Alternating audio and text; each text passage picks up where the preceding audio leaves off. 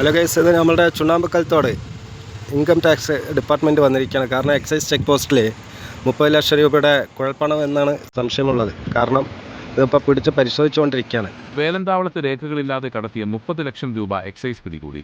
ഉദ്യോഗസ്ഥർക്ക് അഭിനന്ദന പ്രവാഹം. Palakkad Velanthavalam excise check പോസ്റ്റിൽ നടത്തിയ ശക്തമായ വാഹന പരിശോധനയിൽ രേഖകളില്ലാതെ കടത്താൻ ശ്രമിച്ച 30 ലക്ഷം രൂപ പിടികൂടി. സംഭവത്തിൽ ചിറ്റൂർ തറക്കളം സ്വദേശി മണിക്കുട്ടൻ എക്സൈസിന്റെ പിടിയിലായി. കോയമ്പത്തൂരിൽ നിന്നും ചിറ്റൂരിലേക്ക് സ്കൂട്ടറിൽ സഞ്ചരിക്കുകയായിരുന്ന മണിക്കുട്ടന്റെ ബാഗിൽ നിന്നാണ് എക്സൈസ് സംഘം പണം കണ്ടെടുത്തത്. പിടിച്ചെടുത്ത തുകയ്ക്ക് ആവശ്യമായ രേഖകൾ ഹാജരാക്കാൻ സാധിക്കാത്തതിനെ തുടർന്ന് പണം പാലക്കാട് ഇൻകം ടാക്സ് ആദായനികുതി വകുപ്പിന് കൈമാറി.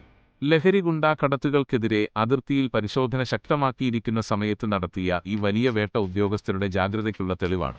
സമയോചിതമായി ഇടപെട്ട് അനധികൃത പണമിടപാട് കണ്ടെത്തുകയും പണം പിടിച്ചെടുക്കുകയും ചെയ്ത എക്സൈസ് സംഘത്തിലെ മുഴുവൻ ഉദ്യോഗസ്ഥരും അഭിനന്ദനം അർഹിക്കുന്നു. മിന്നൽ പരിശോധനയ്ക്ക് നേതൃത്വം നൽകിയ എക്സൈസ് സംഘം: Lijo Ummen excise inspector, K O. Prasannan assistant excise inspector, Jose Prakash M preventive officer grade, Shyam Mohan civil excise officer. അതിർത്തി ചെക്ക് പോസ്റ്റുകളിൽ വരും ദിവസങ്ങളിലും പരിശോധന കൂടുതൽ കർശനമാക്കുമെന്ന് എക്സൈസ് അധികൃതർ അറിയിച്ചു.